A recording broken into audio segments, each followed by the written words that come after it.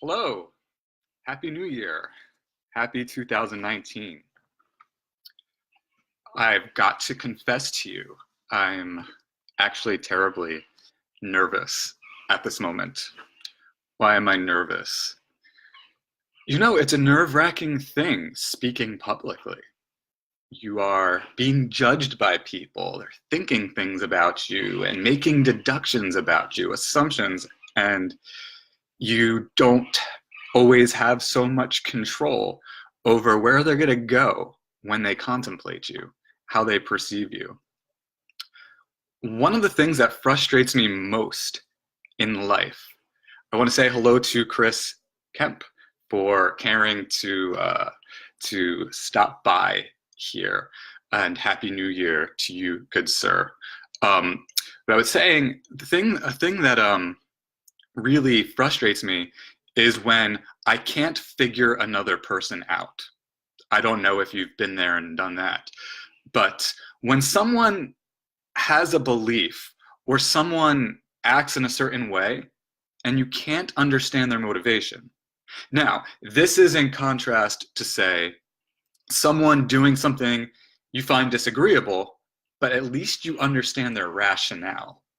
You understand what's going on in their mind. When I can't follow what's going on in someone's mind, it just drives me crazy. Thus, why I love clarity in writing and communication. I believe that it facilitates community. And that's what I want to talk to you about. You're probably wondering why I'm doing this. They say, I've been taught that good writing has to be, it stems from purpose, motivation. So what's my purpose here? What's my motivation? I merely want to talk to you. I just want to share my thoughts with you on whatever, because I want to foster greater understanding. That's it. That's all I want to do. And that's why I write as well. I'm actually going to be sharing a poem with you that I wrote shortly, but I'm just not there yet. So I've got Adriana Cheek saying, "Welcome to the EMS world." You will have to tell me what you mean by that. And hello to you, Happy New Year, and to Matthew Leslie as well. Matthew Leslie and I, we go back. Goodness, has it been a decade? It's been something like that. Right, so I'm so nervous, but I'm no longer afraid to talk to you about my nerves. You see, I suffer from severe anxiety. I was diagnosed with this. It would appear that I have extraordinarily low levels of serotonin. Because I have these low levels of serotonin, my amygdala is very sensitive, and it can't calm me down by itself. I have to take Effexor to calm my nerves. Effexor essentially allows more serotonin to be activated in my brain, and this helps me chill out. So those of you who've known me for the past, at any point in the past almost 33 years of my life, if you ever wonder why I seem so shy, strange, awkward, etc., I suffer from some crazy anxiety. I get very nervous, and what happens is these thoughts just race. Worry about all kinds of things. What will these people think about me? Will they hate me? I've had a fear of being hated. I've had a fear of being hated. That goes way back to youth. I'd like to say I was so picked on as a kid, but actually I really wasn't. I mean, every now and then someone's gonna pick on someone. These things happen. sometimes I picked on other people and I regret it and I'm so ashamed. I must say, if you're out there and you're someone I've ever said a harmful word to, I'm so sorry. You know, I'm really quite terribly ashamed of my past. I really am. At least my more distant past. I'm proud, however, and I want to say hi to Raheen, who is so generous to take the time to watch this here experimental video blog that I'm undertaking here. And I'll talk to you a little bit more about that. You will see that I kind of move tangentially. I move from topic to topic. That's because this is in what we would call the experimental phase. So, okay, what is it that this is all about? Yes, I'm just very interested in communication and sharing thoughts. And I just want to share my thoughts with you in a way where there are no rules other than the standards I have for polite communication. It's really that simple. And I just want to tell you about sup with my mind. That's really what I want to do. Now, I don't assume that you actually care. Frankly, I've been producing, generating writings on Facebook for over a decade, I think, and I'm not the most read person. So I'm not so pretentious to assume that you have any interest whatsoever in what I'm saying. But I'm not really trying to sell you anything. I'm not really trying to convince you of anything here. I'm really just trying to share with you my thoughts in my mind, in case you're interested, in case you happen to be interested in just another person's thoughtful thoughts, if you will. But I do have some motifs. There are some things very specifically that you will find me talking about more than other things. You will find that I talk a lot about poetry. I am an advocate for poetry's role in our culture and society as something that can be very constructive and useful, bringing people together. And I will share with you, I think, some of the drafts of my poems from time to time. I'm also interested in writing, more broadly speaking. I'm interested in what makes for so-called good and or effective writing, as opposed to what doesn't. That's something that that's my passion. You see, if you don't know about me in terms of what my employment is, my background, I'm a writing tutor. I just recently graduated William Patterson University. I've got my bachelor's degree in liberal studies with concentrations in political science and history, though I'm actually just I was one course shy of getting a second bachelor's degree in English. I've opted not to do this because I don't feel that I need to prance around and say, look at my degrees. That I'm just not like that. I really just enjoy English. It's just a passion of mine. And so I work at the Mercer County Community College Tutoring Center. That's what I do. I tutor writing. And I am applying to graduate school. Well, I've applied to 3 graduate schools. I've applied to William Patterson University. I've applied to the University of New Hampshire, and I've applied to the University of Maryland. I was extremely selective with respect to where I applied. I did not apply to a school because it was considered a big school or one of the best because it just so happens to have more funding than someone else. I am not like that. I think that's pretentious. I did not choose to look for schools because of their name. I looked for a school with writers and poets I most deeply admire. That's a fact of the matter. And so it is those 3 universities that stood out to me the most within this sort of geographical scope. There are writers and poets in California and elsewhere that I do admire, but I'm 32, married, with thoughts of having a child, in the future, and needing to make money. So I'm not really in a position to make a major move. Though I'm very excited to say, whatever happens in the next coming months, whether any of the universities I've applied to or not accept me, I will still look for a job somewhere. So we're moving. We're not happy in East Windsor, and we are planning on moving. And I'm so excited. I'm so excited. I've lived in East Windsor since 2013, and I utterly despise it.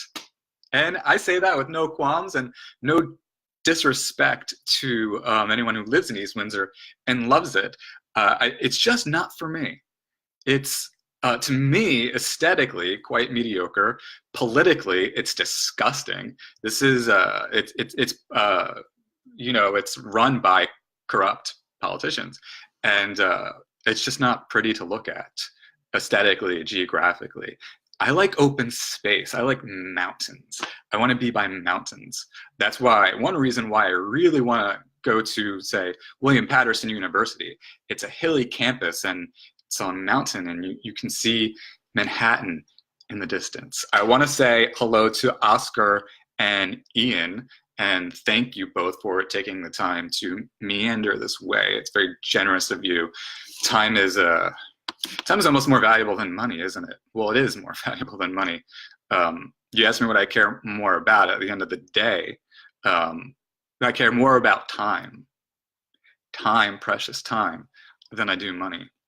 My time is extremely valuable. I am extremely uptight about time. I'm more uptight about time than just about anything except diction. I am very, very, very uptight about my diction. And I just used 3 adjectives in a row. You're not, they say in writing, supposed to use too many adjectives, though it's inevitable, which is an adjective. Yeah, so applied to graduate school. You can read about that on my blog. I made some comments about it, and it's something I've written a poem about. Now, this is not necessarily the final draft. I like it aesthetically. You can see I've fit it to a single page. There's an irony to my prose poems because I'm actually verbose as hell. But in poetry, I find brevity beautiful and striking and powerful. So when I write a poem, when I write a prose poem, I'll have a lot of thoughts, and I will whittle it down to no more than a page. That's one of my one of the aesthetic principles that I'm currently experimenting with. I'm not saying that I'm always going to be that way. This poem, in its current form, in its current draft. By the way, should you have any thoughts whatsoever, please feel free. I don't get easily offended, and I'm also I'm not shy. I'm happy to agree or disagree with you, and you're allowed to think whatever you want, as am I. This is called Applying to Graduate School. Current draft as of what's today's date? January 4th, 2019. Happy New Year again, by the way. I do believe this is going to be an extraordinary year. Applying to graduate school. I'll tell you, this is one of the most honest things I've ever written. Okay. I'm even nervous. Feel a little vulnerable, as they say. Here we go. The intensity of desire reminds me of my desire for health and longevity, for my marriage to thrive, and for humanity to thrive, for decency and justice. Example, removing Donald Trump from the presidency, since a president who is a criminal, obstructing justice, violating the Emoluments Clause, committing treason and all, should not be above the law. To write something that offers clarity, promotes further understanding, intimacy, empathy, global community. The desire is not just a desire, but also a prayer. And a prayer from the knees on the floor on up and diffusing like incense smoke. The prospect of being blessed with the privilege and luxury to attend graduate school and earn a master's of fine arts degree in creative writing. God, I love the sound of creative writing. Like I love the sound of free thought. Like I love the sound of prose poem. Like I love the sound of cross-genre studies. Like I love the sound of my wife's voice and her name. Ashley, Ashley, Ashley, Ashley, Ashley. My favorite name, my favorite word, my favorite sound. So I can develop my prose poems with the guidance of professors who treat creative writing academically. But what if the university poets don't like me enough? Feels like I'm the slave of a dice roll, given the possible subjective nature of some people.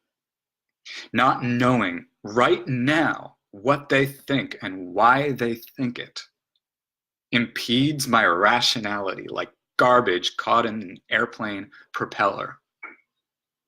God, the bouts of anxiety, nausea, that goddamn statement of purpose. Confined to 1,000 words when I feel like I have 1,000,000. Yes, well, giants of literature have suffered unjust, irrational rejections. Nabokov, Joyce, Orwell, Faulkner, Proust. And if they do like me enough, if there is a creative writing MFA program out there that will even pay me, I will feel, I think, as if I were a caterpillar turned into a butterfly, turned into a parrot. For parrots live much, much longer than butterflies. Smile emoji. To get paid to write what I want has been a dream and a prayer of mine for decades. Thank you very much for listening if you did. Appreciate it. Oh, it is time for me to take the effects, so I'm going to do something really funny here and just let the camera roll for a second. I don't feel like pausing it. I'll be right back. Here, if you want something nice to look at.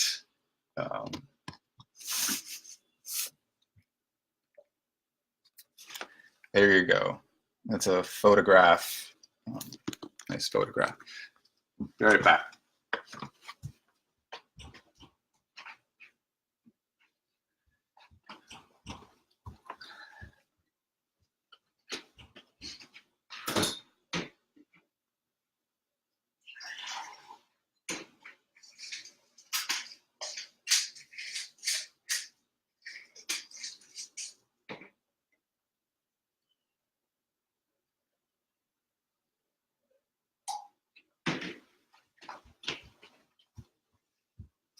Yes, I'm back. Thank you.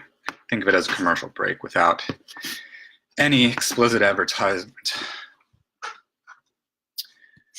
Yeah, so this whole applying to grad school thing has been really, really stressful, intimidating, daunting. Exhausting. I really, and if you read what I wrote about it on my blog, I really put a lot of thought into exactly what I must do after college. I contemplated a lot of options. You know, just because you're passionate about one thing doesn't mean you can't be passionate about another thing. So when you have competing passions, how do you determine which passion to follow in which way? That was the great challenge. Gosha, hello. Happy New Year. Thank you for stopping by. Yeah, so just what the hell is it that I'm supposed to do after college, right? I love poetry, but I love essays, and I love politics, and I love philosophy, and I love TV shows, and I love a lot of things. I love history. So how do I whittle it down?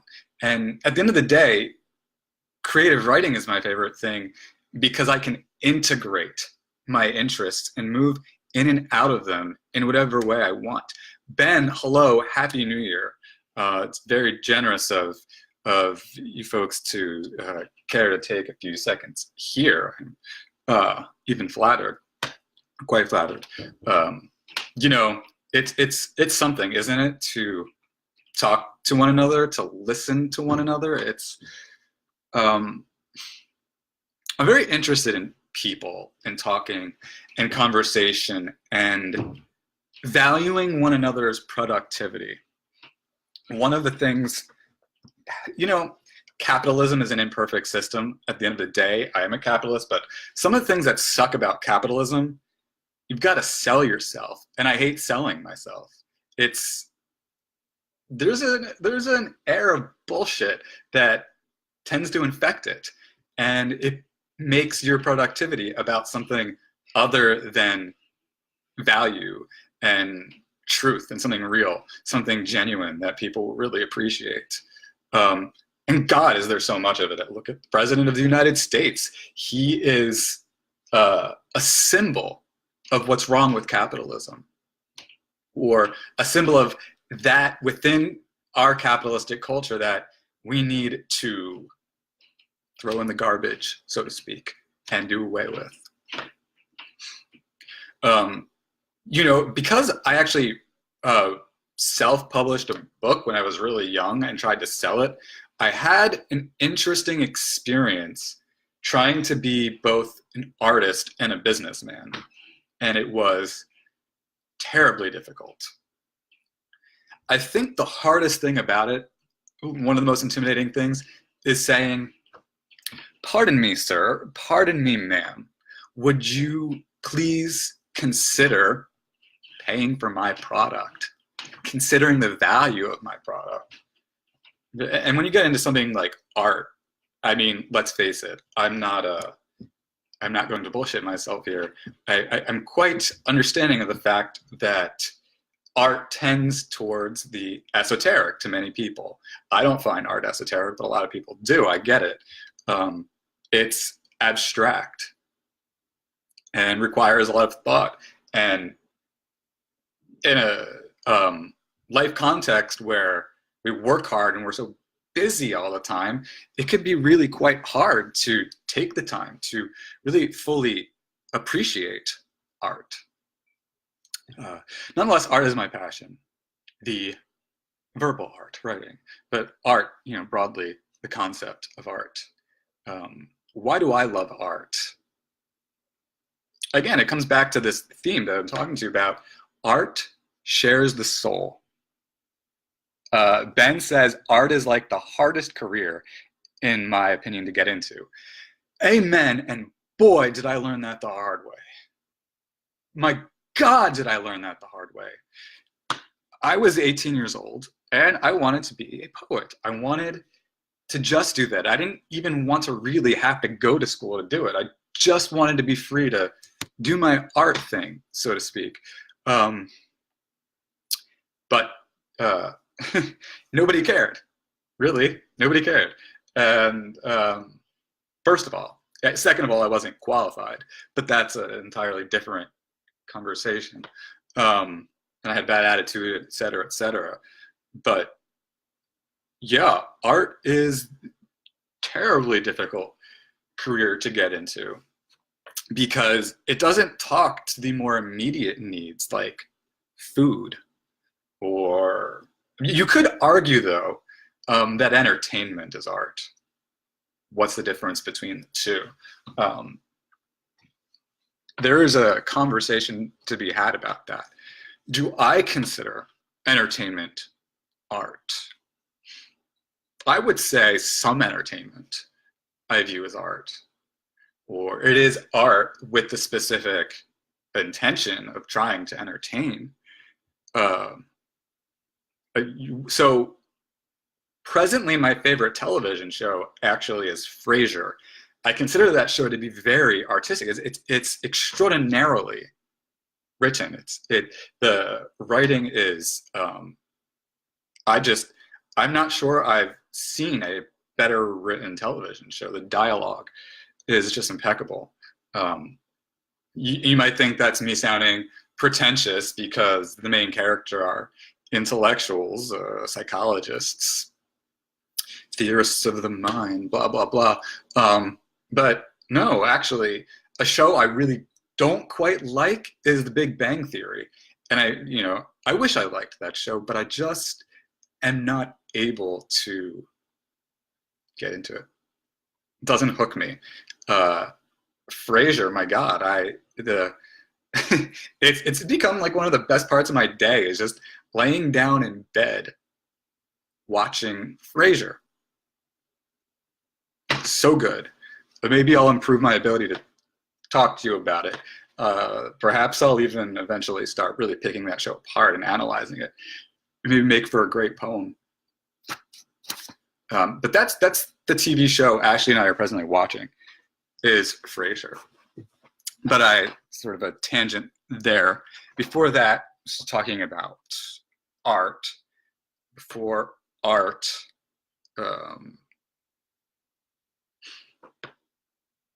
damn, I've forgotten.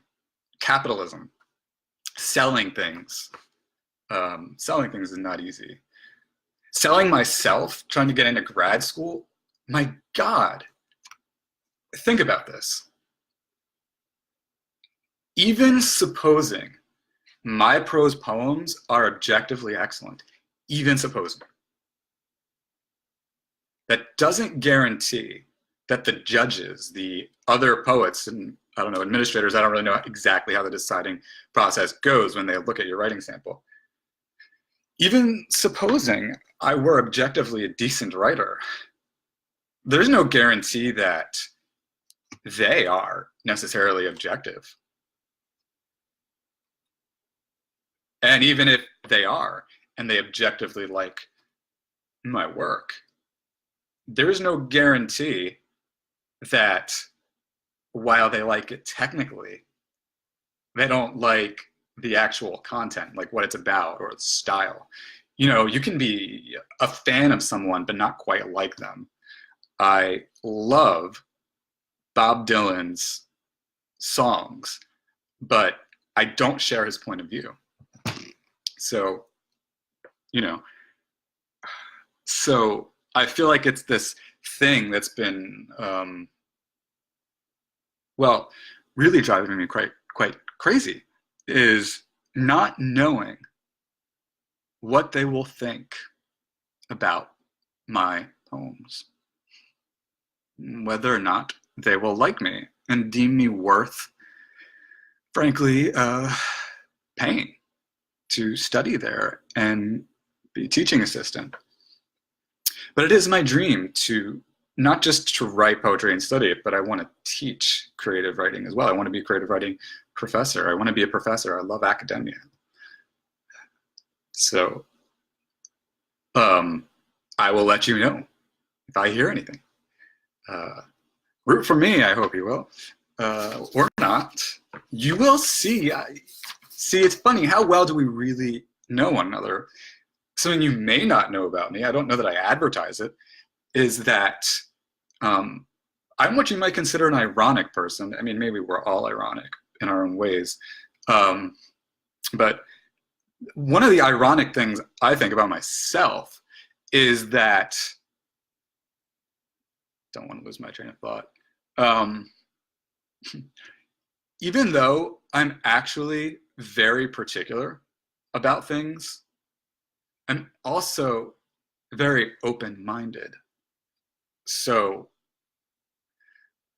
even if I vehemently disagree with your philosophy, so long as it's not destructive and belligerent and, you know, trying to harm others, even emotionally, then I'm actually chilled out towards you and think, okay, that's how you're going to see things.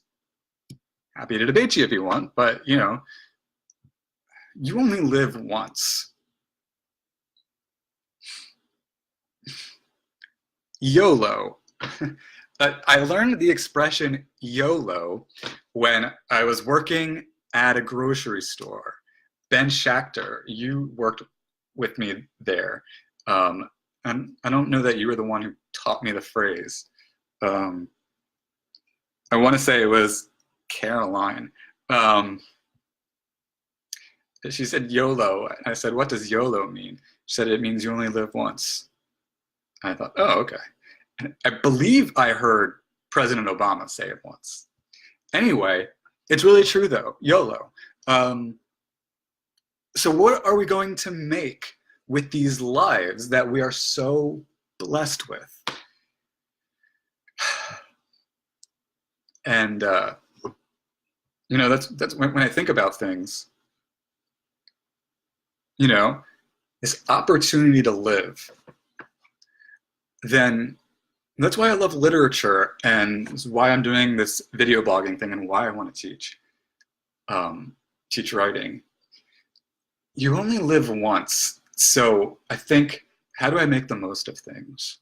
And, you know, one way to make the most of things is to treat your fellow person with the utmost respect. Isn't it bizarre to you how some people can be so disrespectful? I don't understand it. I don't. I mean, I should, because I used to be very disrespectful. Okay, so let's see if we can sort of look into that then. Why was I disrespectful when I was younger? What was all of my audacity about?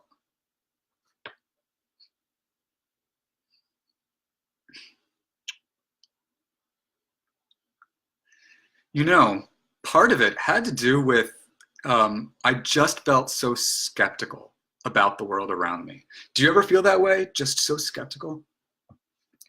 You're so skeptical that you even are skeptical of people's good intentions. Excuse me. You are even skeptical of people's good intentions. Tara, Happy New Year. Hello. It is so generous of you to stop by and say hello. Happy New Year. It is so nice to keep in touch with you. And so what I was talking about was why it was that I used to be a very disrespectful young lad. Speaking of diction and respect, interesting story. I was writing something and was criticized for using the term lad, as if my playfulness was somehow unacceptable in that realm and medium. I disagree vehemently. I like the term lad and I like the term lass, and it must be some Irish aspect of myself. I don't know. But I was so skeptical when I was younger. So skeptical. The context of my upbringing is actually very interesting. So my parents were divorced and both remarried, and they were also different from each other. There were a lot of contradictions that didn't make sense. And maybe that has something to do with sparking a lot of the skepticism I developed. That and severe anxiety, depression, and self-esteem issues, but that's another dimension of it. Touch on later. My father and my stepmother, that was a scenario that made no sense to me. My father was a psychologist, practicing clinical psychologist, and significantly older than my stepmother, former stepmother. I should say of my former stepmother, if this video by any chance finds you, I hope you know that I look forward to the opportunity to chat with you and know how well you are doing, and would love to pick your brain about politics. And I admire that you had a important job in politics. Of course, I'm going to respect your privacy here, not give names or anything, but I do miss you. Anyway, my former stepmother was very political. My father was not. My former stepmother was more into, I think, being elegant and classy and clean and having a sense of properness. Whereas my father was a pig, uncomfortably, flamboyantly sexual and vocal about his sexuality. So I never really understood their relationship. Darlene is so, no, Dimitri, I'm sorry. I have an eye disorder, for the record, called esophoria, which means, so basically, I can't handle a lot of visual stimuli, and it makes me feel like I'm going like this, and it makes me shake and induces panic attacks and stuff. And if you ever wonder why my head sort of veers, that's actually why. Dimitri, I want to say Happy New Year to you, sir. God, it's so nice, isn't it, Facebook, and being able to hold on to friends, people we've seen and known, but don't get to see and know so much anymore, but still get to keep an eye on them. Facebook is really a valuable service. Really is. You know, I've got to say to all of you, to know you, to have spoken with you, interacted with you, worked with you, thought with you, etc.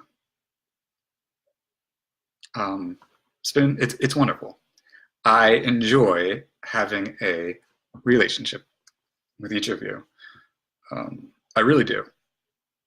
Because my interest in life, the byproduct, I would hope, of this video blogging and my writing and my teaching and all of this, the end product for me is community.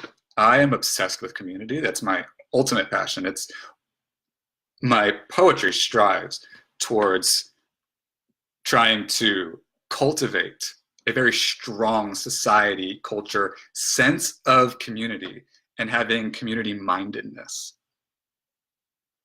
So the whole point here then is that, you know, I try to be transparent, open, to talk to you. That's how we, in my opinion, move towards having better manners, how we move towards, you know, making political compromises, things like that. Angelo, Hello, Happy New Year to you, sir. Thank you so much for taking the time to stop by and listen to my swirling thoughts. I appreciate it. Um, where was I? Community. And, you know, if we talk things out, I believe we can just become all the more aware of each other. Being aware of each other is so important. It means we consider what one another's priorities are, what our concerns are, what our interests are, things like that. I'm really interested, therefore, also in people. People. There's so many of us. Isn't it amazing? There's so many of us. And we each have our own drama and comedy playing on. And we can't all spend all of our time with one another and save one another. You can only do so much. We're so limited and yet have so much. But it's really nice. I do like society. And oh, here's the irony, is that I actually suffer from a touch of social anxiety. And, you know, in high school, I was terrified of people. Terrified of people. Why? I had such a fear of being hated. Such a fear. I was deeply insecure. And okay, we're opening up here.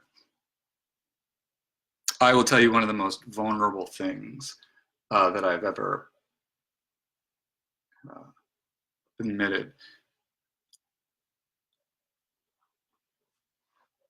When I was in high school one time, this girl sent me an instant message on America Online, it's a messenger, and said I was ugly.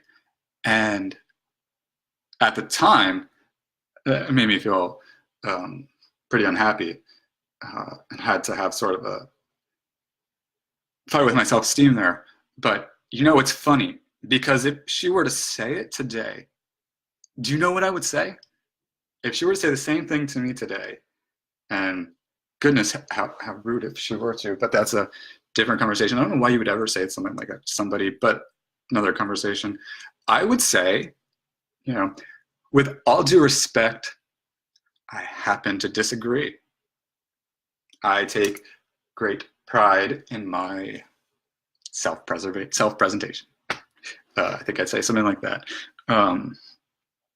But you see, I was so afraid of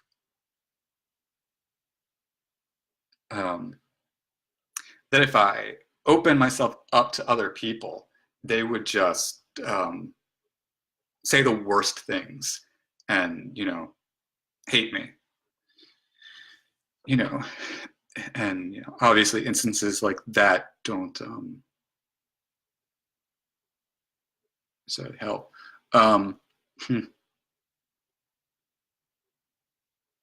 Yeah. But I was talking about my skepticism and living in a world, in a life context where things were confusing. And so I questioned basically everything that was presented to me because I couldn't trust it. Because it just didn't make sense to me. For example, the relationship between my stepmother and my father, it was not believable. It was something that I didn't trust. I didn't believe. And so, you know, there was a lot that I just didn't believe. religion being another thing. To those of you who do have religious faiths, no disrespect here whatsoever, but I don't subscribe to religions. Not a Christian, I'm not a Muslim, I'm not a Jew. I am of Jewish and Christian descent, but I don't practice or believe in those viewpoints. And going back to when I was, I don't know, 11, 12, 13, something like that, and I was asked about my views on religion by somebody, and I had to think very deeply about that. And it occurred to me at the time, I thought, I don't believe in God, and that this whole Jesus thing is a myth used to either manipulate people or give them comfort in dealing with loss and mortality. And really, because I was opposed to religion, and I saw a religion that I did not believe in being espoused by so many people, I tended to not trust, I basically did not trust society. I didn't trust people in general. So you have different contexts in which I have an issue with people. So I say it's ironic, right? Because in fact, my interest is in society and community and people getting along and people doing well and people being understood. That's important too, just people being understood. That's why I get frustrated when people obfuscate and purposely try not to be understood. I appreciate the dreamy aesthetics to it, the imagination to it, or the playfulness with different ways something can be perhaps implied, but I'm not the kind of person who likes to play games. I like to be clear, straightforward, etc. So we're talking about disrespect. So I did not, I was disrespectful towards society because I did not respect society, in large part. And sometimes the consequence of that would be that even the people closest to me, I was skeptical dogmatically of their intentions. So, you know, institutions like college, didn't trust it, didn't trust people. I trusted only myself. And even that was difficult because I genuinely believed I was incompetent, not able to do anything, not able to understand. You know, I thought it was stupid. I really did. So in life, there I am with this complex scenario in which I trust no one but myself, and yet I don't really trust myself that well. There you have it. That would be, in any case where I was rude to someone, it came out of that fact that I was just that skeptical of people's good intentions, that that person couldn't have good intention. So I had to sort of exude that it was known that I know you don't have good intentions and that you're therefore wrong, and it makes me mad. You know, that sort of my mentality, I guess you would say. Again, you know, the whole severe anxiety concept didn't really help either.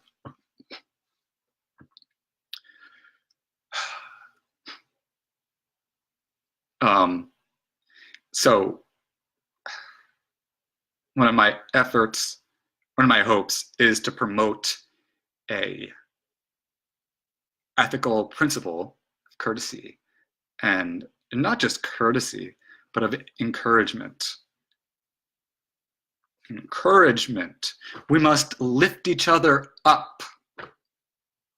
We must, when we interact with each other, help each other the best we can.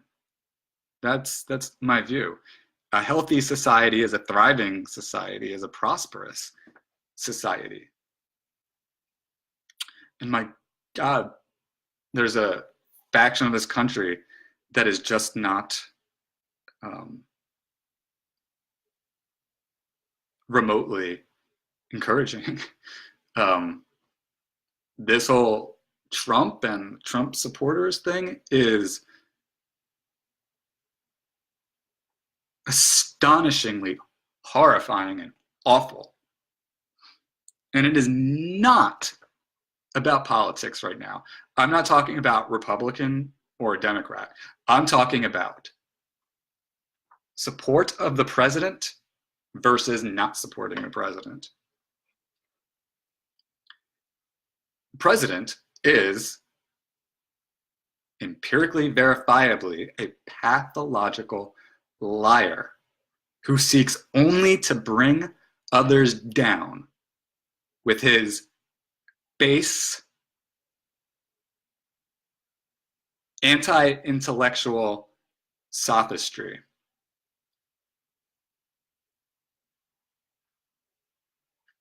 And let's really, if we can, wrap our minds around this. We live in a country where our leader, our president insults anyone who disagrees with him, is a racist, is a pathological liar, has no respect whatsoever for the integrity of the country he supposedly leads, is a criminal, and not just on like a few minor things. Trump is not a minor criminal. Trump is a major criminal. He's committed numerous crimes and is still doing so. He's a goddamn treasonist and really should be in jail for the rest of his life. No questions asked. And how does the man treat his wife? My God. My God. And he's still in office, has not yet been impeached. I get it. We want to wait for Mueller to build a most solid case of his of his crimes. But on what we have observed from the man alone, he's unfit for office, utterly unfit for office. And his offenses are impeachable. Statutorily, the president doesn't even have to break the law to be impeached. That is a fact. That is a legal fact. People don't want to acknowledge that it's a legal fact because, well, you don't want to be the one that was wrong, do you? I've done that. I've done that. I've known I was wrong, but refused to look at the evidence of things just because I didn't want to face the reality that I was wrong. Because my ego, my struggling self-esteem just couldn't handle it. God, this is cathartic, I tell you. And liberating. And this is specifically liberating because it's something I've always wanted to do and never had the courage to do, is to just sit in front of a web camera and stream my consciousness live for anyone who could give a damn or not give a damn, but stumble this way. I was inspired by this YouTube video. It's just a couple sharing their lives. That's their video blog. And I just thought it was nice. I was really inspired by that. And I thought, you know, I'm not ashamed of my mind. And I'm willing to share it. And I'm willing to video blog about it. Willing to do it. Just for the pleasure of it, really.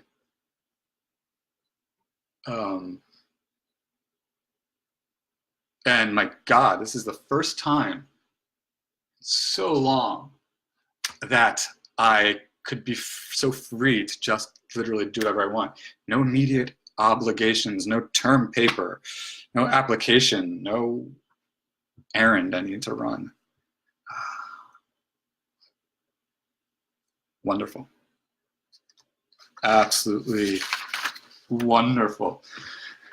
Okay, but I want to talk a little bit about some of my intellectual endeavors now. Some stuff I'm reading.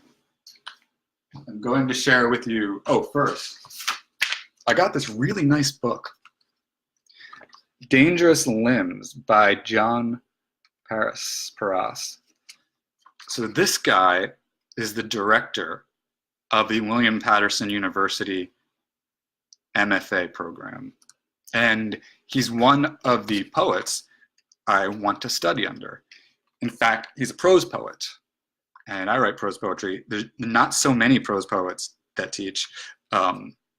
So certainly there is incentive for me to want to study under him. Anyway, I've only just skimmed because it just came in the mail today. But look how beautiful this is. Look at this.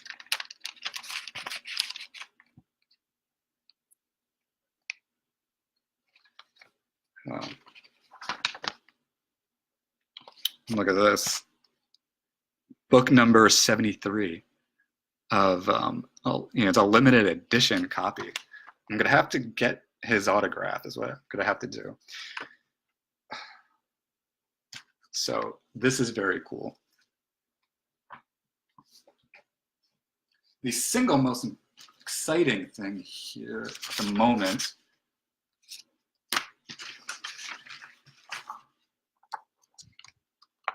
Sand Creek from Sand Creek from Simon Ortiz. This book is so powerful. This guy, Simon Ortiz, is one of the poets who I most identify with. Let's see if I can find one that I love the most to share with you.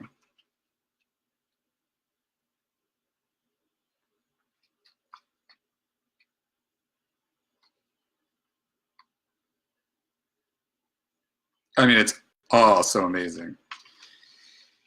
It's interesting because on the one hand, it's sort of a book-long poem, but each page sort of becomes like its own poem.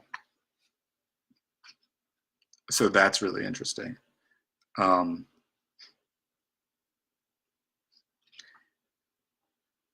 This poem really hits me quite strong. I'm going to share it with you. It's page 31 of the book. And this is by Simon Ortiz. Dreams, thinned and split, can only produce these bones. The last outpost known, the rusted plowshare. Talked to a farmer about Arapaho schemes. They knew things were too good to last, said he. In Denver, I could drink them under the table anytime. All they remembered was open plain and mountains. They couldn't even consider Denver anyway. Me, I think as far as California. I do. So why do I think this is so great? One of the hardest hitting parts, in my opinion, is when he says, in Denver, I could drink them under the table anytime. As I wrote in my annotation, I said, this is interesting. First of all, it's interesting that he uses the term under the table. That struck me as interesting because I guess it's interesting as a Native American or American Indian, your diction, your language, do you orient more towards a diction that is a Native American diction or an American, just plain American diction or what have you? Anyway, and what does all that mean? What are the implications of that? So anyway, I think that he views himself as both an American and an American Indian. And his choice, in my opinion, to use the expression under the table, I think shows that he's, you know, he's quite down with,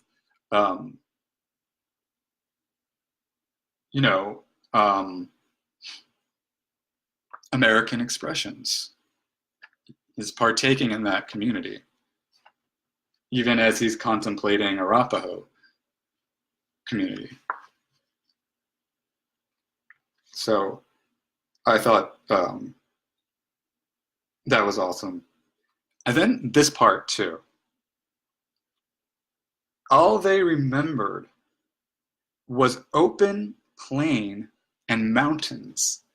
They couldn't even consider Denver anyway. Okay, so you have this population, this group of people that are very, you know, they live in nature and they love nature and the geography, and the city is not for them, but neither were they genuinely welcome there. That's complex and it's hard-hitting. Simon Ortiz from Sand Creek. Definitely encourage you to pick it up. So that's one thing during my spare time. I pick apart little pieces of that poem.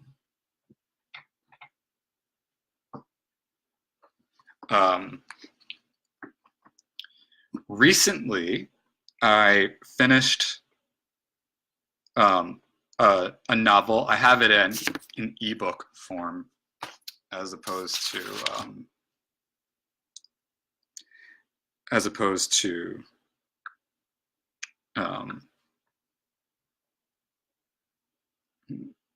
sorry, I have it in ebook form as opposed to, you know, in your hand, physical book.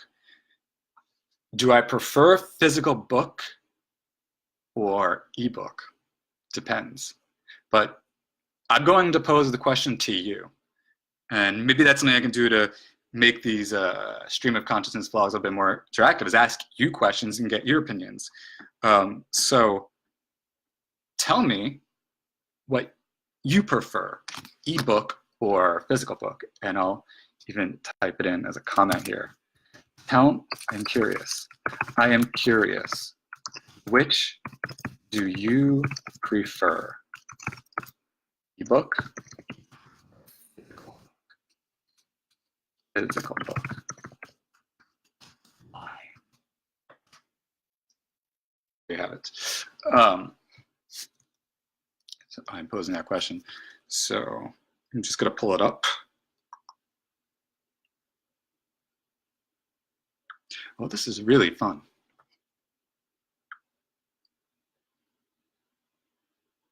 It's so cool having Kindle on my cell phone. Here's another poet I'm reading is David Rivard. He teaches in University of New Hampshire, and he's a genius.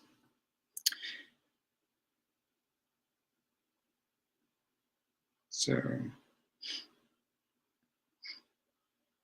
pull it up here.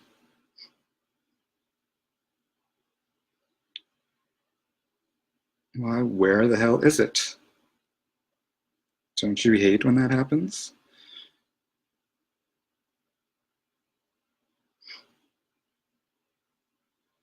Yes.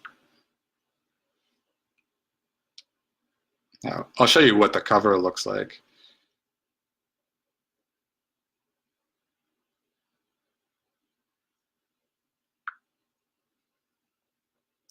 Broken as Things Are by Martha Witt.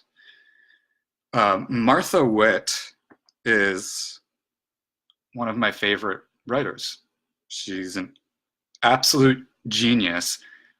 Her approach to language is that of elegance and tastefulness and logic. That's sort of how I perceive her. And I'll read you just the beginning so you get a sense of her. For many years, our mother laughed in the retelling, a laughter so quiet and seemingly unwarranted that it could easily be mistaken for something else, a slight wheeze, a muffled sigh. I mean, there's just so much there. My God. So if I'm so blessed to, let's say, study at maybe William Patterson University, I get to take a class with this woman. Highly encourage you all, if you like to read, I encourage you to read this, Broken as Things Are by Martha Witt. What's it about?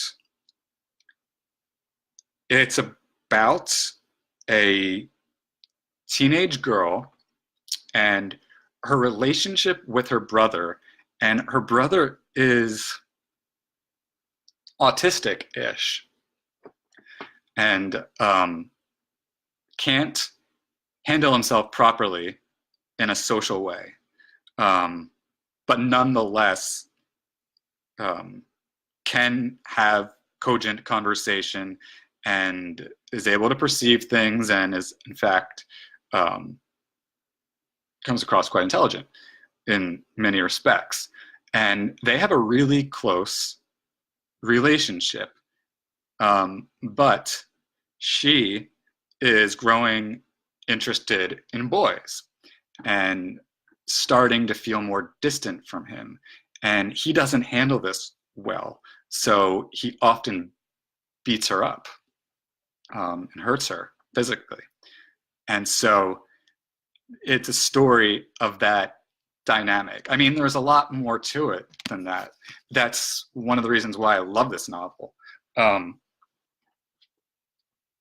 There is a plot, but her ability as well to create so much atmosphere and really strong sense of character within the characters really comes across. It's a riveting read. And I recommend it. Another novel I'm slowly reading is Proust, Swan's Way. Have you read it? It's a hard read for me. It's time consuming, but it's got some cool stuff. One of the things that I like about Proust, something very characteristic of Dostoevsky as well. Long sentences. Now, there are some people out there who perhaps think it's pretentious and snobby to write long sentences or to boast that you like reading people who write long sentences. I take issue to that. I disagree with that. I think that to write a long sentence is almost to turn a sentence into a prose poem. And to just do something really sort of daring in the art of trying simply to be thorough. And Proust certainly does try to do that in some respects. But let me show you some of these sentences are at times definitely overwhelmingly long. It is true. I mean, for me, especially because I've got esophoria in my eyes, it's very difficult for my eyes to process visual stimuli. So reading these sentences, but I want to find one that really stood out to me. I do annotate these things. Here's one I put a little star next to. I mean, if you haven't read Proust, just the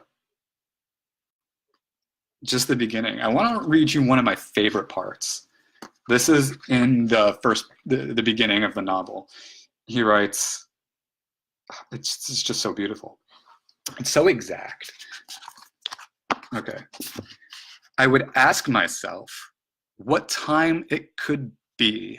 I could hear the whistling of trains, which, now nearer and now farther off, punctuating the distance like the note of a bird in a forest, showed me in perspective the deserted countryside through which a traveler would be hurrying towards the nearest station, the path that he followed being fixed forever in his memory by the general excitement due to being in a strange place, to doing unusual things, to the last words of conversation, to farewells exchanged beneath an unfamiliar lamp which echoed still in his ears amid the silence of the night, and to the delightful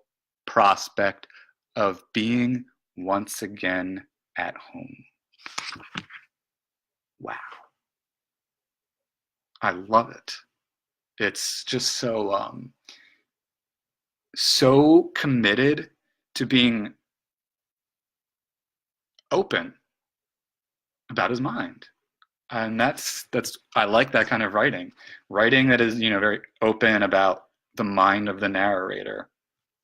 Want to say hello to everybody who's been so kind to stop by for a few minutes. Feel free to offer comments at any time. No reason this has to be pure monologue. But these sentences, here's another, look at how long this sentence is. That's one damn sentence. It's just crazy. But I mean, they're beautiful.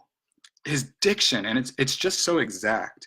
I could hear the whistling of the trains. I could hear the whistling of trains, which now nearer and now farther off, punctuating the distance. Punctuating the distance. I love it. Like the note of a bird in a forest. My God, right?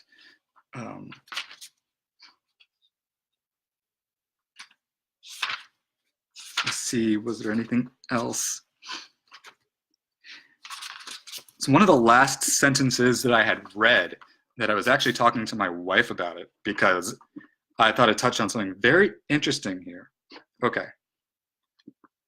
This one is Into the Mind of Sean O'Connor. I heavily annotate these things. And as a tutor and an aspiring professor, any interested in reading something academically, I do encourage it. Okay. Even the simple act which we describe as seeing someone we know is, to some extent, an intellectual process. We pack the physical outline of the creature we see with all the ideas we have already formed about him, and in the complete picture of him which we compose in our minds, those ideas have certainly the principal place. In the end, they come to fill out so completely the curve of his cheeks, to follow so exactly the line of his nose.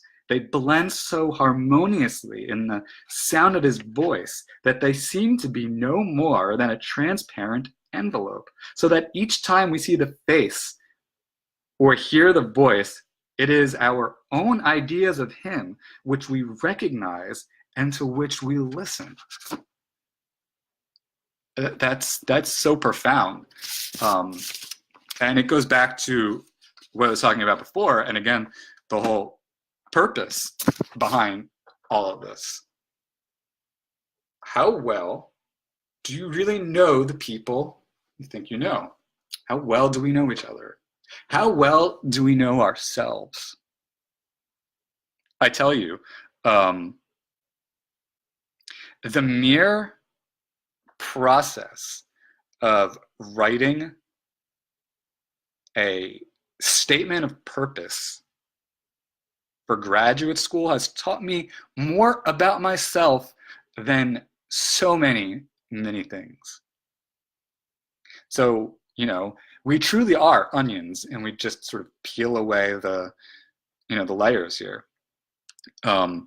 So I'm all about that act of peeling away the layers so you could have known someone just a little bit more and got a little bit more sense, again, of community and also of, you know, the soul. I'm very interested in the concept of the soul. Yes, maybe you're wondering, my God, how can this guy carry on for an hour and 17 minutes? Well, you know what? I'm pent up. I've been so busy doing these, writing these applications for graduate school that got a lot on my mind now, and it's all just sort of falling down, raining, falling like a waterfall. It's actually a line in my poem, something about a waterfall of memories, I think. But just waterfalls of thoughts right now, I tell you. So those are some of the things that I'm reading. What else?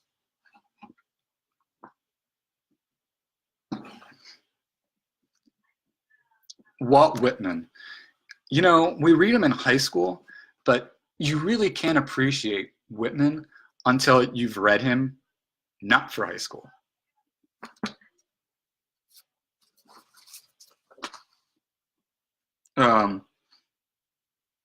The poem of his that is one of my most favorite poems is called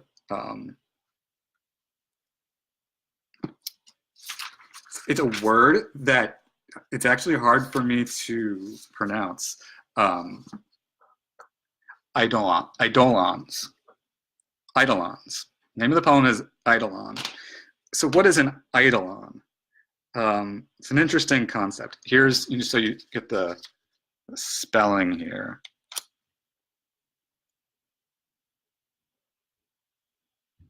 And you can see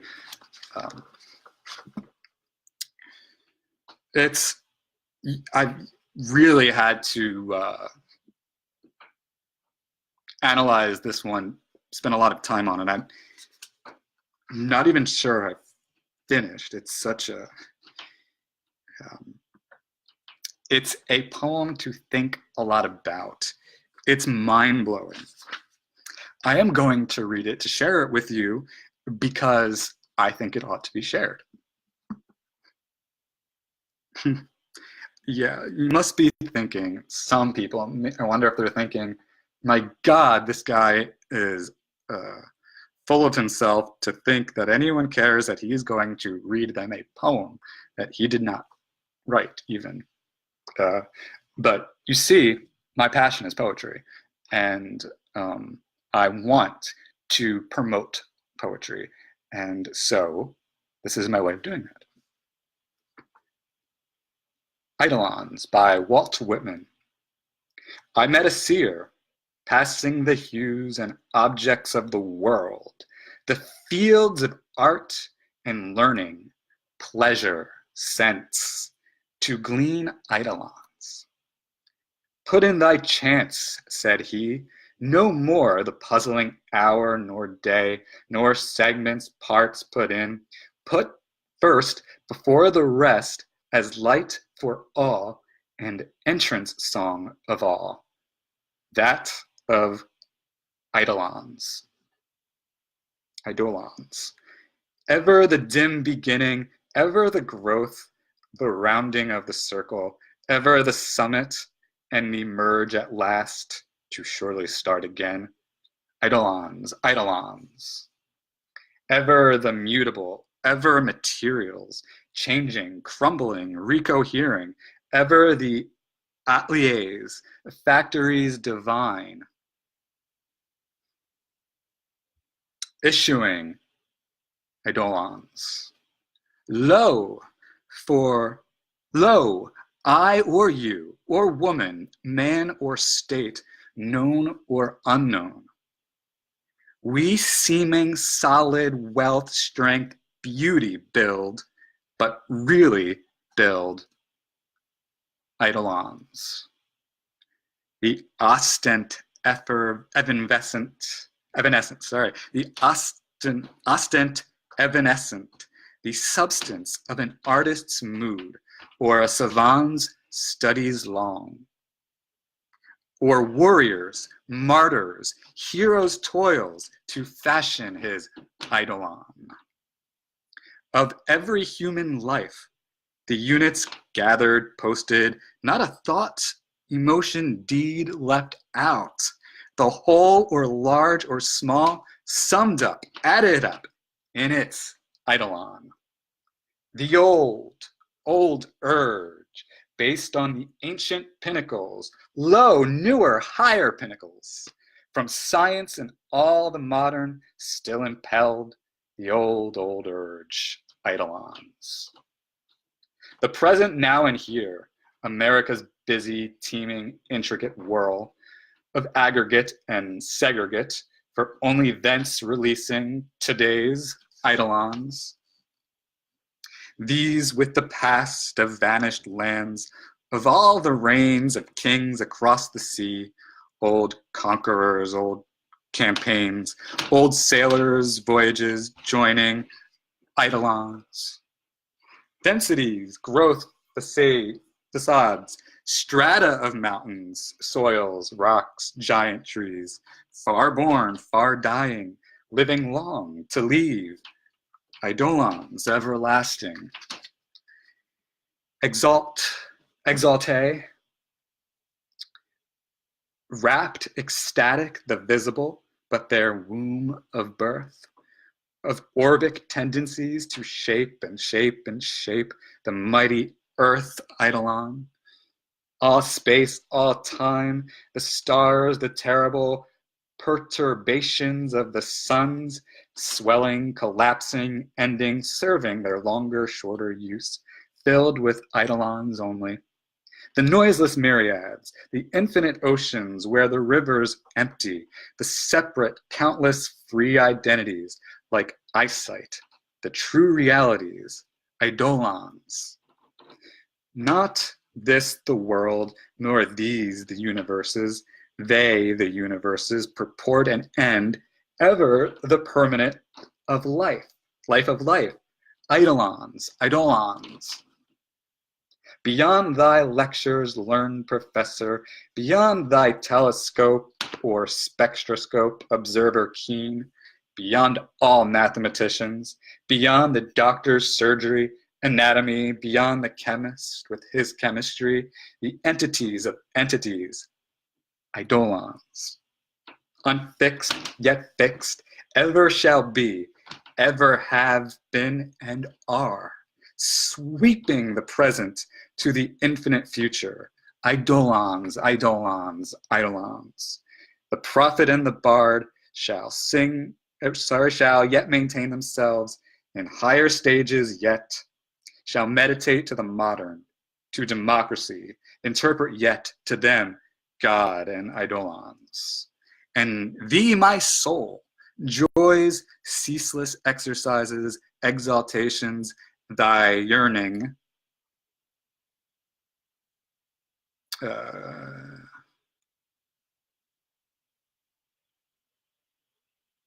lost it.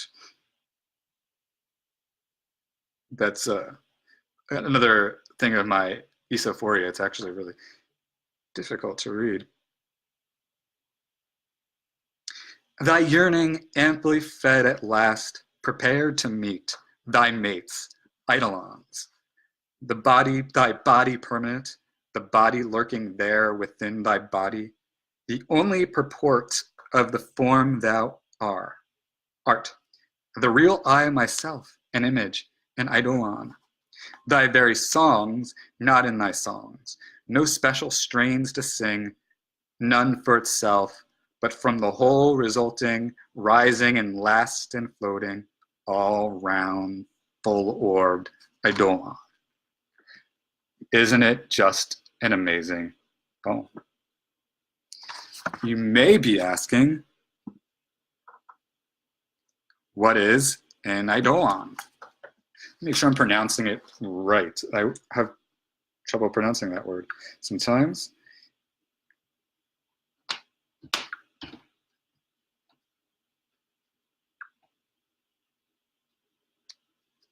Eidolon. It's an interesting word. Eidolon.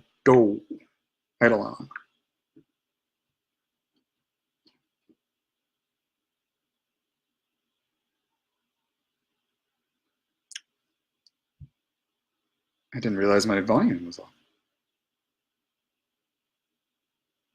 It is not playing the pronunciation. Eidolon. There we go. Eidolon. Eidolon. So forgive me. Eidolon. Eidolon. An eidolon is an idealized person or thing, specter or phantom. So just this sort of like image of something.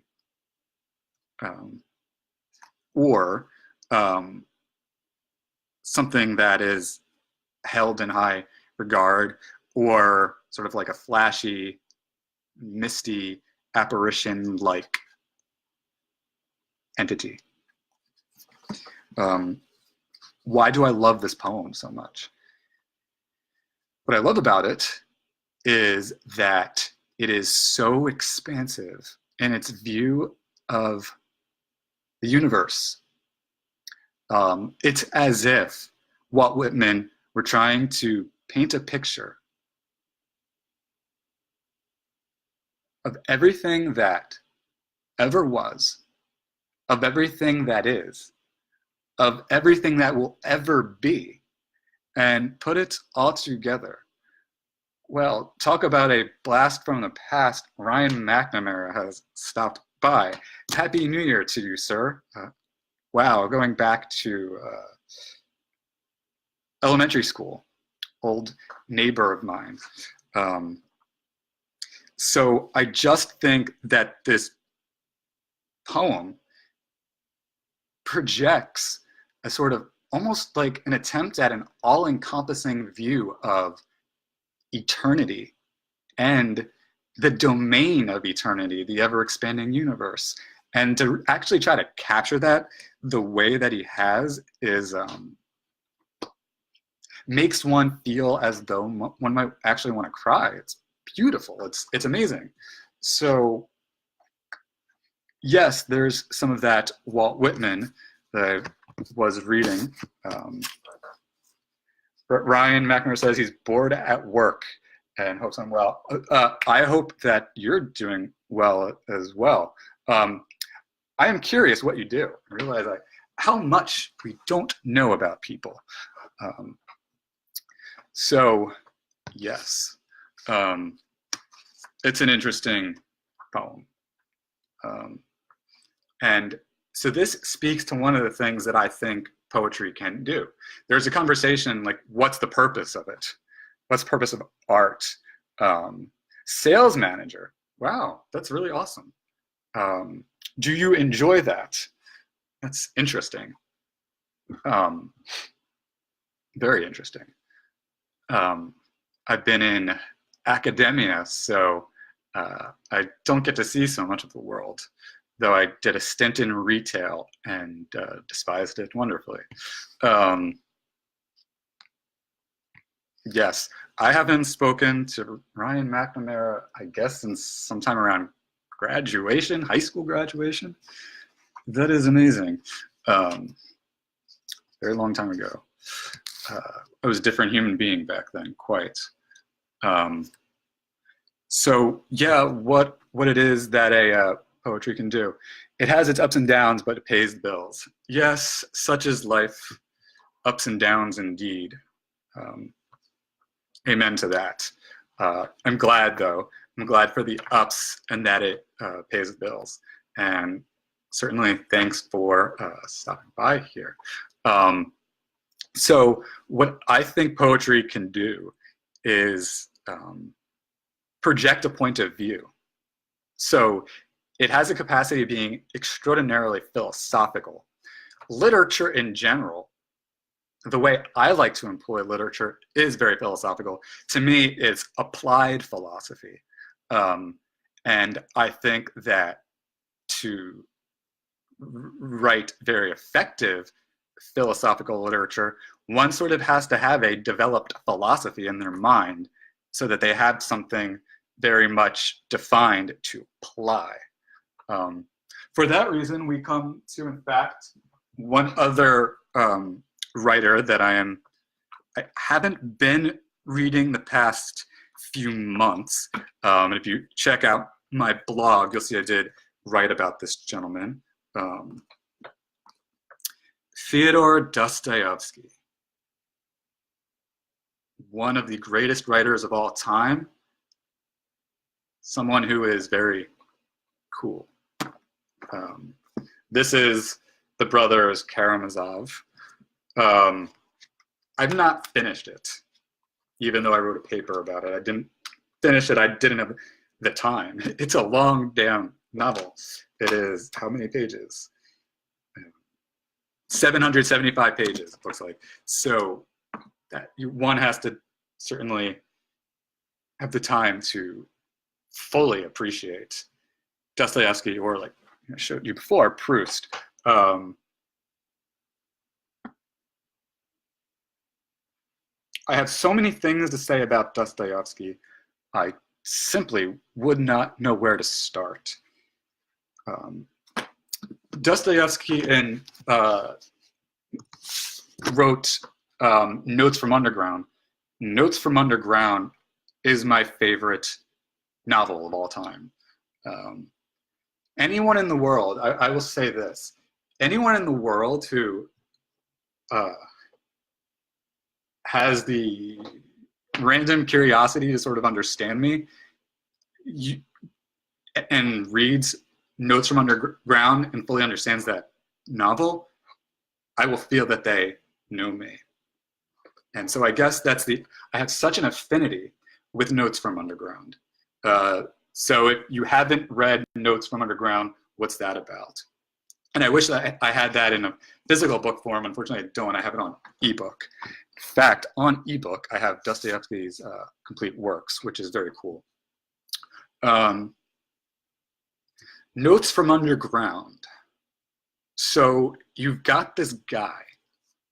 He's, I think he's in his 40s, and the first half of the novel is a philosophical rant about his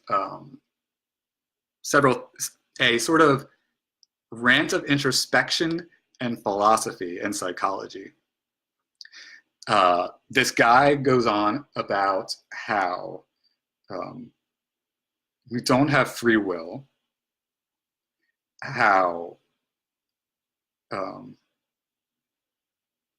science and reason and logic and objectivity fail us, how he is a sadomasochist, and that he knows he's a walking contradiction and he doesn't care. And hello to Paul Updike, and a happy new year to you, sir. Thank you so much for taking an interest in what I might have to say. So this guy, so really in a lot of ways, in fact, if you've actually watched some of this video and me just sort of going on and on like this, that's sort of, in a way, kind of how Notes from Underground starts. This guy just sort of ranting about life. And he's so frustrated with life. And he wants to be irrational and embrace irrationality so that he can feel free, and so that he can feel that the world is not sort of preordained, and that there's some mystery. He considers a sort of ultimate nightmare of this world where all you have to do is press a button to find out how to solve any little problem, or to discover any mystery, so that there's no sort of deeper realm of mysteries. And this makes him terribly anxious. And he hates people who are so pretentious, in his view, as to have that point of view. And so that's a gist of the first part of the novel. The second part of the novel is, there's a lot of meat to it. It's very complex, highly challenging, a lot of references, very particular to Russian culture in the 1840s, 1850s, 1860s, that you have to do a lot of background research to fully understand its meaning. Reference to poets of the time, reference to philosophical ideas, particular philosophical ideas being debated among literary writers, mostly in Russia at the time. And it's really just so damn interesting. But the premise here now is, he tells us he's very ashamed of himself, and he's done something very awful to somebody. And he does sort of two things. He tells us this story of how he imposes on a group of people, basically to make fun of them while he's in their presence, and make himself feel better than them, and start fights with them, and just feel superiority. This guy has a real issue with needing to feel superior to others. He's recounting back when he was that way. And he has this desire to embarrass people, and humiliate them, and make fun of them, blah, blah, blah. And then, see, I don't want to ruin it for you, because I actually hope you'll read this one. He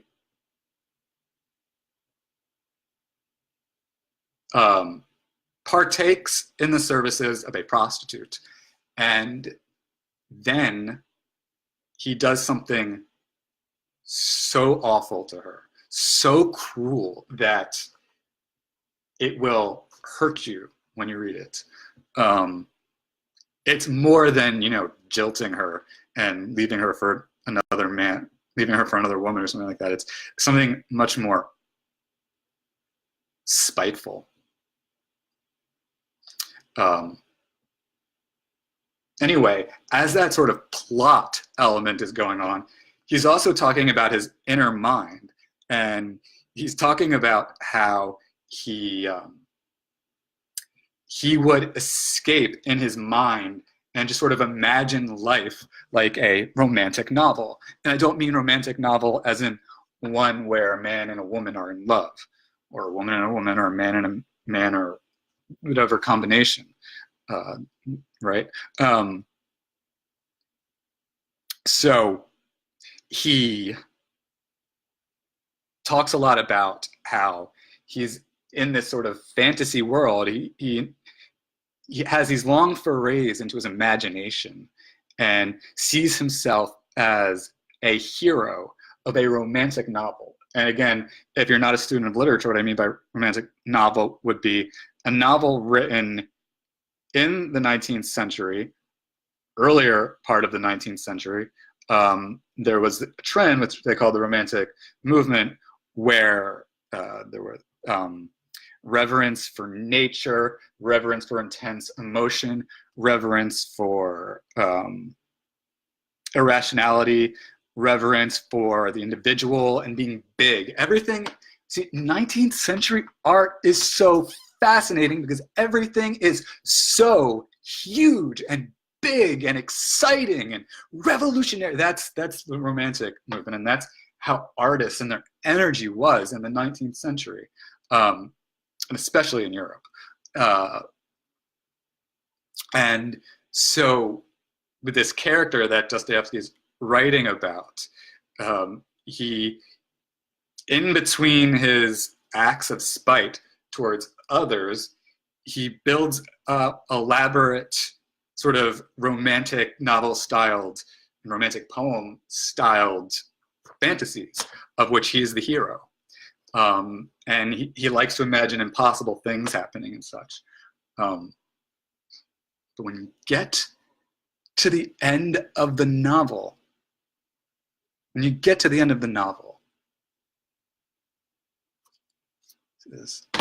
all of that is really nothing. And he says, you know, what's really important is what's real and in the world around us. It is utterly profound. It's about being a social individual and caring about others and not getting lost in your imagination trying to feel superior to others. It's so this novel really shows and illustrates Dostoevsky's embrace with romanticism and his rejection of it as well, in a very methodical, philosophical, thorough manner. And it is my favorite novel, without question. And in order to further entice you to check it out, we'll read just a short piece of it.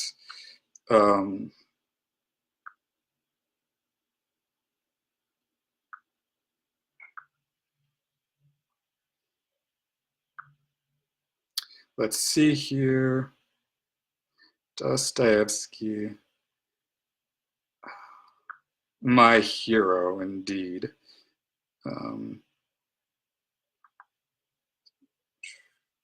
House of the Dead, Notes from Underground, Chapter 1. You're gonna love this, I believe. I sure do. Okay, beginning of my favorite novel. I am a sick man. I am a spiteful man.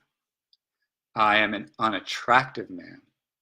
I believe my liver is diseased. However, I know nothing at all about my disease and do not know for certain what ails me. I don't consult a doctor for it and never have, though I have a respect for medicine and doctors. Besides, I am extremely superstitious, sufficiently so to respect medicine anyway. I am well educated enough not to be superstitious, but I am superstitious. No, I refuse to consult a doctor from Spite. That you probably will not understand. Well, I understand it, though. Of course, I can't explain who it is precisely that I am mortifying in this case by my spite.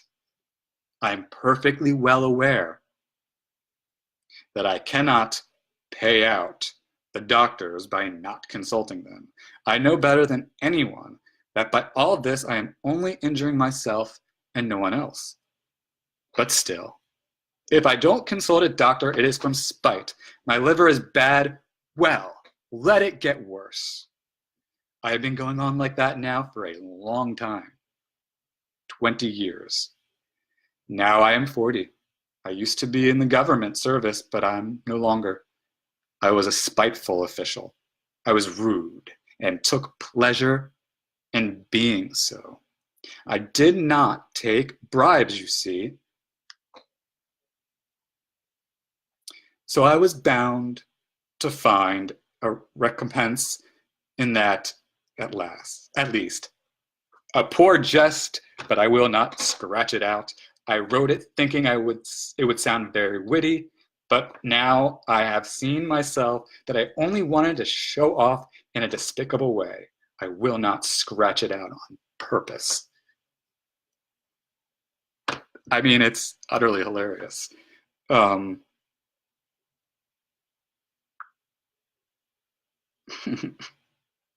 It's just such a funny and smart, emotional, deep, moving, and profound piece of literature.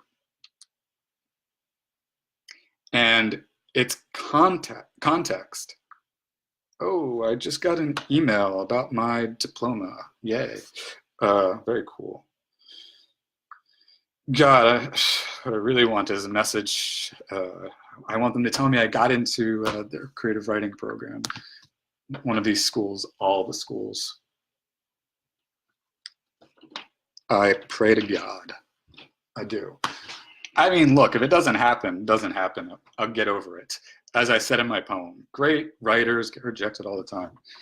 Whether or not great is therefore to some degree irrelevant. Anyway, context in which Notes from Underground was written is really interesting. So it's Russia, 1860s, and there's a big debate going on in Russia. Should we be more like Europe? Should we embrace the French language? See, upper class people in Russia spoke French, show off. Aristocracy are really showy in that way. Should we be more like Europe? Or should we be more Russian? That's one of the big debates going on, as well as should we write like romanticists, or should we write like realists, naturalists? So things are really interesting in society when Dostoevsky is writing. And, Russia being really sort of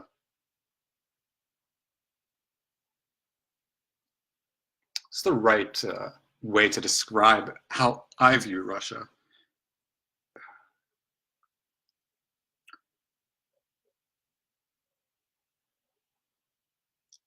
Russia can get into your head and really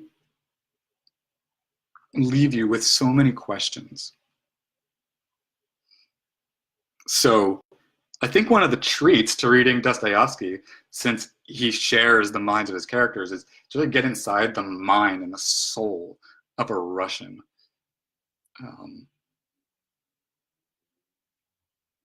How does a country that produced some of the finest artworks in various mediums in the 19th century, it descends into Stalin and communism, manages liberation, becomes a sort of liberal democracy of sorts by the 1990s, and then crashes, and Putin has destroyed what Russia could have been. Oh, it feels so good to have that online. But Putin's scary, right? You're almost afraid to say, take that, Putin, because you think he might send someone all over the world to hurt you. And see, that's messed up stuff. And President Trump's deference to that kind of man, ladies and gentlemen, is, in a word, dangerous.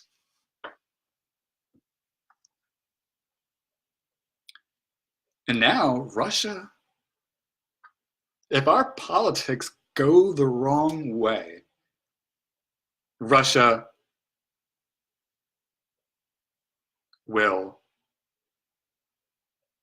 really push for further control. Putin's Russia.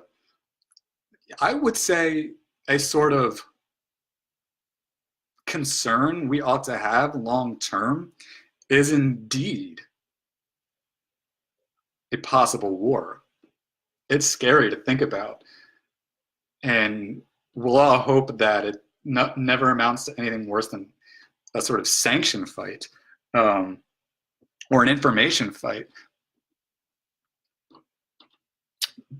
Though it feels, I mean, what's going on with Russia is just mind-blowing.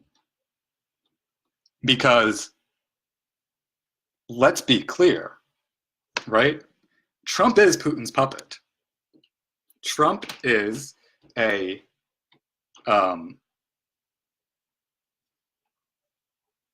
he's a Putin plant.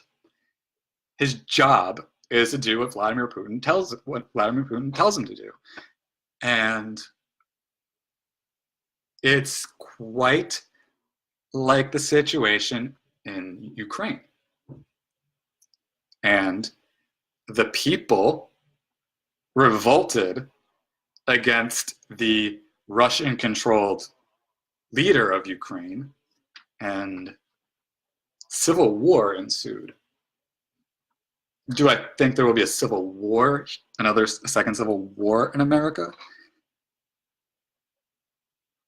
I pray to God not. Do I fear violence if Trump were, say, removed from office, arrested, taken to prison?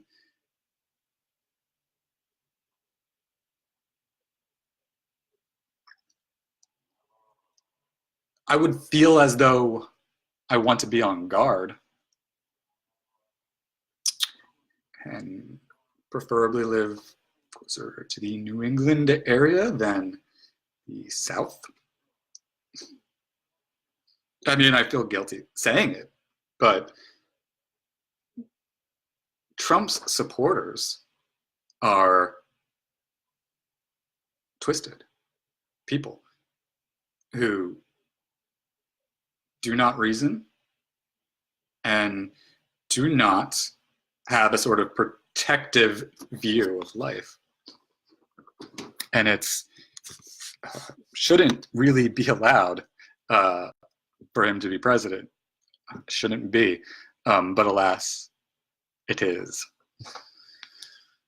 Yes, well, you know, I've gone on now a bit. I think I'm done for the day. So I plan to do this again in the future. I don't know when. I'm not going to make this like a thing where I have a particular routine. But I enjoy this. I do want to promote conversation and thoughtfulness and the soul, and share with you my enthusiasm about poetry, stuff I'm writing, and stuff other people write that I love. Shout out to poet Bernard Foyeth, who truly taught me some valuable things about aesthetics. Yeah. Ladies and gentlemen, I will talk to you at a future time. I wish you a happy new year, and truly, truly, I hope you have a great day. Thank you, ladies and gentlemen. And by the way, feel free to comment, offer thoughts, questions, etc., whatever. Feel free. Thus, the stream of consciousness thing, feel free. Good day. Thank you. Bye.